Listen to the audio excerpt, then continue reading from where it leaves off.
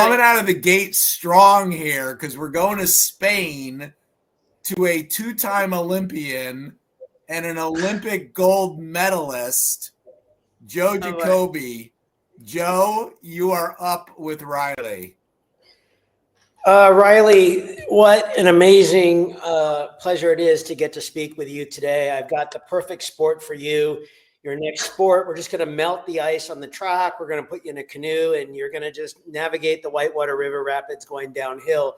That was my sport. And for another time, I'll share my story of how I opted not to go the military route. But a really quick question that sets up my question.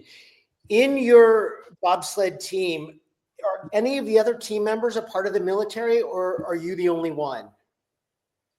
For the most part, I'm the only one, and I'm the only one that's not in what's called WCAP, World Class Athlete Program.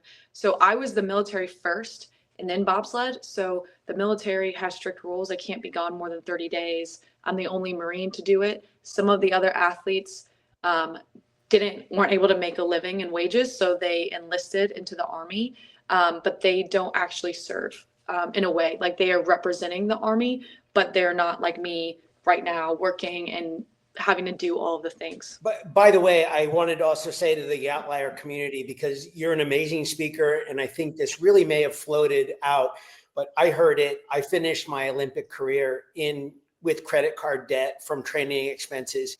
I heard the same thing from you. I don't think people realize how many Olympians, when you're watching the opening or the closing ceremony, how many of the athletes are in that situation. It sounds like you might be the same. So maybe we can speak to that. But here's my question for you.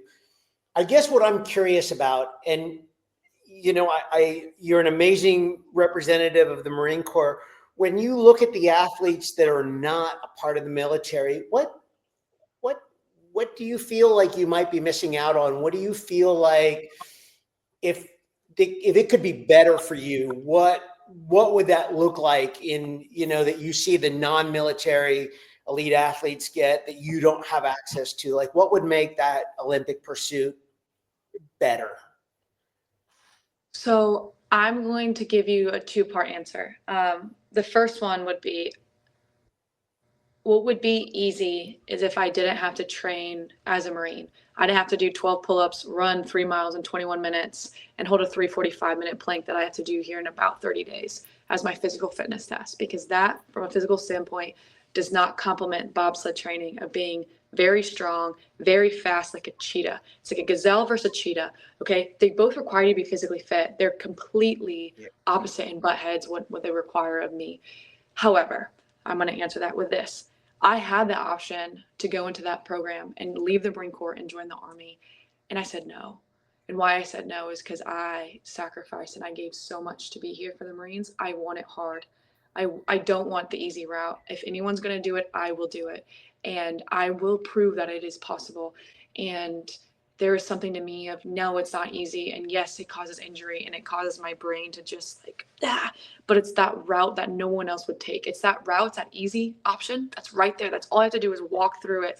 And I refuse, not because I'm stubborn, but I refuse because I want to stand for the women in the Marine Corps to show that. It took a lot to earn my Eagle, Globe, and Anchor, and I would never trade that in to pursue athletics when my commitment initially was raising my right hand and swearing to defend and protect the Constitution of the United States wearing the Marine Corps uniform. So if one has to give, which I oftentimes kind of get asked this as an athlete, the Marines will always come first.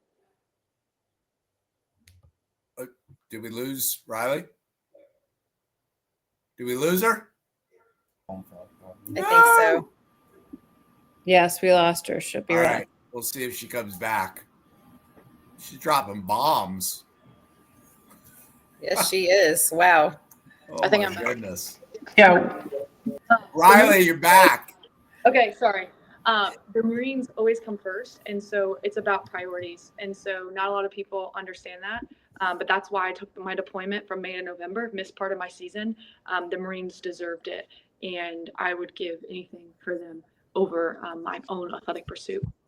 Very cool. Thank you so much. Happy to talk and help you in any way if you ever want to chat a little bit more. Yeah, thank you.